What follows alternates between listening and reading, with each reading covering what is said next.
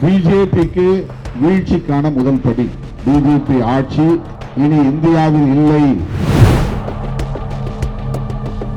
டெல்லி மாநகரத்தின் சட்டம் ஒழுங்கு உள்துறை அமைச்சகத்தின் கட்டுப்பாட்டில் இல்லை, கரப்பான் பூச்சிகளின் கட்டுப்பாட்டில் என்று சொல்லத்தக்க வகையிலே நிலைமை கட்டு மீறியது. பணிய மாட்டோம் என்று கர்வத்தோடு இருந்தவர்கள் பணிந்து விட்டார்கள். பிஜேபி என்றால் நான் சிஜேபி என்று ஒரு புதிய இயக்கம் உச்ச நீதிமன்ற தலைமை நீதிபதியின் தயவால் உருவாகி இருக்கிறது. தேசம் முழுவதும், இந்தியா முழுவதும் கடந்த சில நாட்களாக பெரும் கொந்தளிப்பு ஏற்பட்டது. டெல்லியிலே ஒவ்வொரு நாளும் பதற்றம் கூடியது. நாடாளுமன்றத்தை நோக்கி கரப்பான் பூச்சிகள் ஜனதா பார்ட்டி என்கிற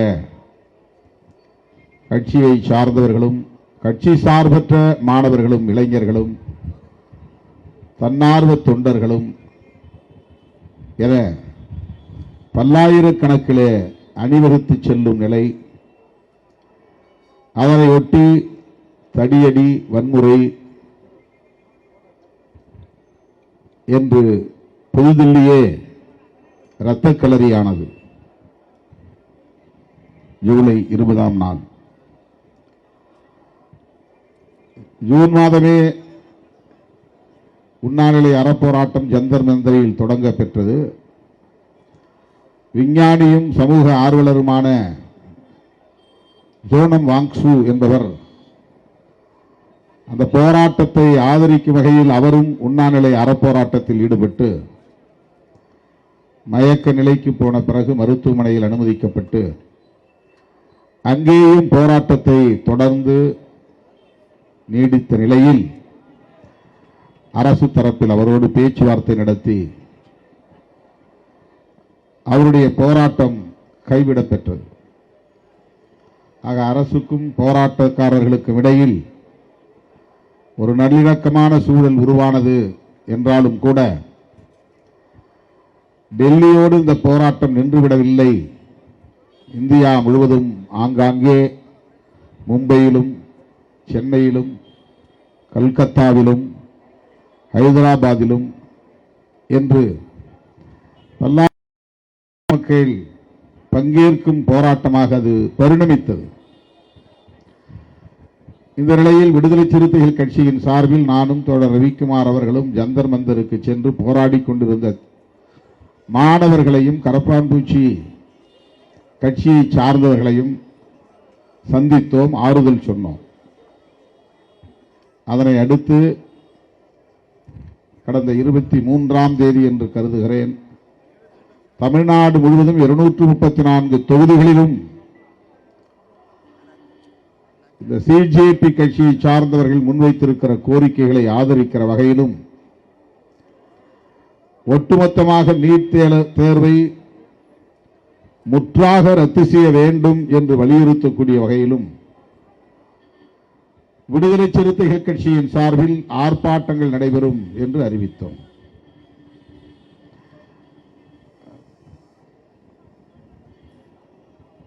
இந்த ஆர்ப்பாட்டங்களை வெற்றிகரமாக நீங்கள் ஒருங்கிணைப்பதற்கு ஏதுவாக வெள்ளி, சனி, ஞாயிறு ஆகிய 3 நாட்கள் இடைவெளி கொடுத்து திங்கட்கிழமை இது நடைபெறும் என்று அறிவித்தோம். இதற்கிடையில் சிஜேபி கட்சியினர் முன்வைத்த கோரிக்கையை ஏற்று மனிதவள மேம்பாட்டுத்துறை அமைச்சர், அதாவது கல்வி அமைச்சர், ஒன்றிய அமைச்சர் தர்மேந்திர பிரதான் அவர்கள் பதவி விலகினார். இது இந்த மாணவர்களின் போராட்டத்திற்கு கிடைத்த மாபெரும் வெற்றி. பிஜேபிக்கு வீழ்ச்சிக்கான முதல் படி. பிஜேபி ஆட்சி இனி இந்தியாவில் இல்லை, அடுத்து அடுத்து அது பல வீழ்ச்சிகளை சந்திக்கும் என்பதற்கான ஒரு தொடக்க புள்ளி.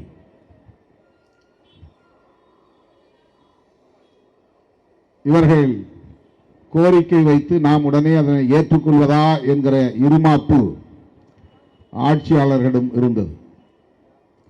சிஜேபி என்பது ஒரு அரசியல் கட்சியும் இல்லை, பொதுமக்களின் பேராதரவு பெற்ற ஒரு இயக்கமும் இல்லை. இவர்கள் கோரிக்கை வைத்தால் அதை உடனே ஏற்றுக்கொள்ள வேண்டுமா என்று கர்வத்தோடு ஆட்சியாளர்கள் அணுகிய நிலையில் கட்சி சார்பற்றவர்கள்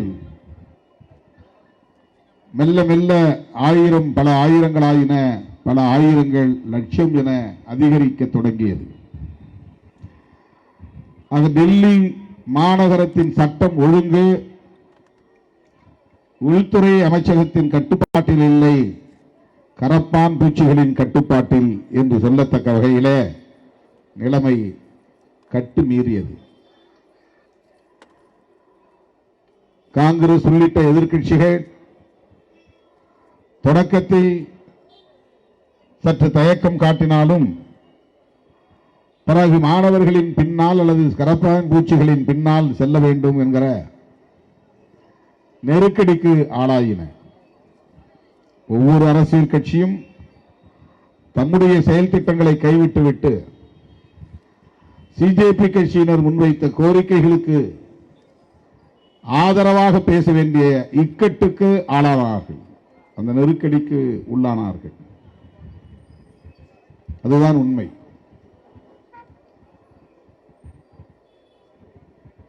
அவர்கள் வைத்த கோரிக்கைகள், முதல் கோரிக்கை நீட் தேர்வுக்கான வினாத்தாள்கள் கசிந்ததற்கு பொறுப்பேற்று தர்மேந்திர பிரதான் பதவி விலக வேண்டும். இரண்டாவது கோரிக்கை நாடாளுமன்றத்தை நோக்கி பேரணி செல்வதற்காக புறப்பட்ட மாணவர்கள் இளைஞர்கள் மீது நடத்தப்பட்ட வன்முறைகளுக்கு பதில் சொல்ல வேண்டும், அவர்கள் மீது போடப்பட்ட பொய் வழக்குகளை திரும்ப பெற வேண்டும். மூன்றாவது, இந்த வன்முறைகளுக்கு பொறுப்பேற்று பிரதமர் வருத்தம் தெரிவிக்க வேண்டும். இந்த மூன்று கோரிக்கைகளை முன்வைத்துதான் போராட்டம் தொடர்ந்தது. பள்ளி மாணவர்களும் பங்கேற்கிற வகையிலே அந்த போராட்டம் வேறு வடிவத்தில் பரிணாமம் பெற்றது.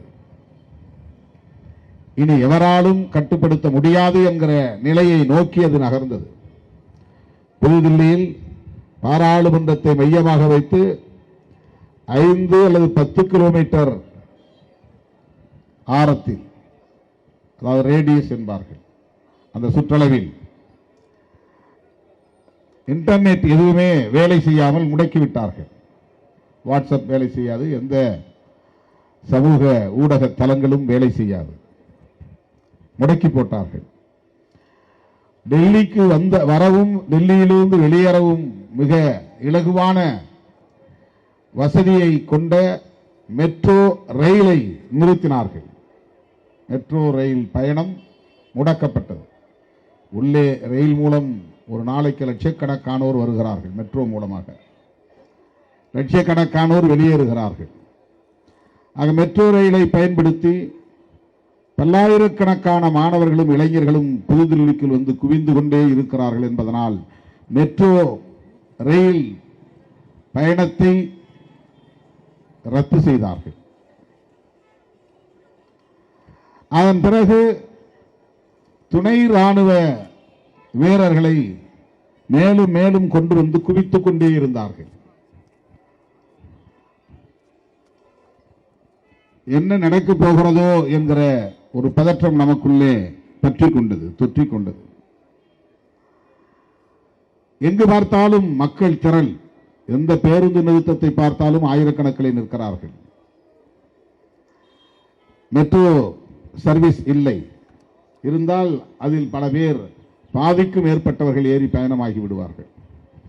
அத்தனை பேரும் உள்ளூர் பேருந்துக்காக காத்து கிடக்கிறார்கள், அல்லது வாடகை ஓலா ஊபர் போன்ற வாடகை வண்டிகளுக்காக காத்து கிடக்கிறார்கள், ஆட்டோவுக்காக காத்து கிடக்கிறார்கள். ஆகவே கடைசி ஒரு 3-4 நாட்கள் அல்லது 5 நாட்கள் 20ஆம் தேதியிலிருந்து 24ஆம் தேதி வரையில் டெல்லியின் பதற்றம் நாளுக்கு நாள் கூடியது. நான் கூட வெள்ளிக்கிழமை காலையில் போவதற்கு பதிலாக சென்னைக்கு வியாழக்கிழமை இரவே புறப்பட்டு விடுவோமா என்று கூட கேட்டேன். ஒருவேளை விமான பயணமும் ரத்து செய்யப்பட்டு விட்டால் என்ன செய்வது என்கிற கவலை எனக்கு வந்துவிட்டது. சனி ஞாயிறு ஒப்புக்கொண்ட நிகழ்ச்சிகளுக்கு செல்ல வேண்டும், புதுச்சேரியிலே மண்டல செயற்குழுவில் பங்கேற்க வேண்டும். எனவே வெள்ளிக்கிழமை போவதற்கு பதிலாக வியாழக்கிழமை இரவே நள்ளிரவுக்கு மேல் எந்த விமானம் கிடைத்தாலும் அதை பிடித்து போய்விடுவோமா என்று எண்ணத்தக்க வகையில் பதற்றம் கூடியது. ஒரு வழியாக தர்மேந்திர பிரதான் வேறு காரணங்களை சொல்லி பதவி விலகிவிட்டார். வினாத்தாள்கள் கசிவுக்கு நான் தான் பொறுப்பு என்று அவர் பதவி விலகவில்லை. சட்டம் ஒழுங்கு சீர்கெட்டு விடுமோ என்கிற கவலை, இந்த ஆர்ப்பாட்டத்தில் மாணவர்கள் என்ற பெயரால் பல்வேறு தீவிரவாத அமைப்புகளை சார்ந்தவர்கள் ஊடுருவி வருகிறார்கள், அவர்களால் பொதுமக்களுக்கு பேராபத்து நேர்ந்துவிடும் என்கிற அச்சம் எனக்கு மேலிட்டு இருக்கிறது. ஆகவே அப்படி ஒரு நிலை உருவாகிவிடக் கூடாது, சட்டம் ஒழுங்கை பாதுகாக்க வேண்டும் என்கிற நல்லெண்ணத்தின் அடிப்படையில் தான், அந்த பொறுப்புணர்வோடு தான் பதவி விலகுகிறேன் என்பதை முதன்மையான காரணங்களாக அவர் முன்வைத்து பதவி விலகி இருக்கிறார். எப்படியோ சிஜேபி முன்வைத்த கோரிக்கை வெற்றி பெற்றுவிட்டது. எப்படியோ யாராலும் வளைக்க முடியாது என்று இருமாப்போடு இருந்தவர்கள் வளைக்கப்பட்டு விட்டார்கள். பணிய மாட்டோம் என்று கர்வத்தோடு இருந்தவர்கள் பணிந்து விட்டார்கள். எவராலும் எம்மை அசைத்து கூட பார்க்க முடியாது என்று வழக்கம் போல செயல்பட்டவர்கள் அசைக்கப்பட்டு விட்டார்கள், அசைந்து கொடுத்து விட்டார்கள். இது ஒரு புதிய வரலாறு. இதனை யார் சாதித்தார்கள் என்பதல்ல, இதனால் யாருக்கு பேரும் புகழும் கிட்டும் என்பதல்ல பிரச்சனை, இதனால் யாருக்கு பெரிய அரசியல் பயன் கிடைக்கும் என்பதல்ல பிரச்சனை. ஆனால் தொடர்ந்து 3வது முறையாக வெற்றி பெற்ற பாஜக, எங்களுக்கு எதிரிகளே இல்லை இந்தியாவில் என்று இருமாப்போடு இருந்த பாஜக, காங்கிரசும் பலவீனமடைந்து விட்டது, மாநில கட்சிகளும் ஆங்காங்கே தோல்வி அடைந்து முடங்கி போய்விட்டன என்ற இருமாப்போடு இருந்த ஒன்றிய ஆட்சியாளர்கள் இன்றைக்கு பணிந்து சரணடையும் நிலை ஏற்பட்டிருக்கிறது. காலம் அத்தகைய தீர்ப்பை வழங்கி இருக்கிறது. இதுதான் நாம் கவனிக்க வேண்டிய ஒன்று. அரசியலில் நாம் தீர்மானித்த எதிரிகள் தான் நமக்கு தோல்வியை தருவார்கள் என்றில்லை, நம்மால் தீர்மானிக்கப்பட முடியாதவர்களாலும் நாம் தோல்வியை சந்திக்க நேரிடும். இதுதான் காலம் நமக்கு சொல்லுகிற படிப்பினை. திமுகவை அதிமுக தான் வீழ்த்தும், அதிமுகவை திமுக தான் வீழ்த்தும் என்று மரபு வழி சிந்தித்துக் கொண்டிருந்தவர்களுக்கு இடையில் 2 பேரையும் இன்னொரு கட்சி வந்து வீழ்த்தும் என்று தமிழ்நாட்டு தேர்தல் முடிவு தீர்ப்பளித்திருக்கிறது.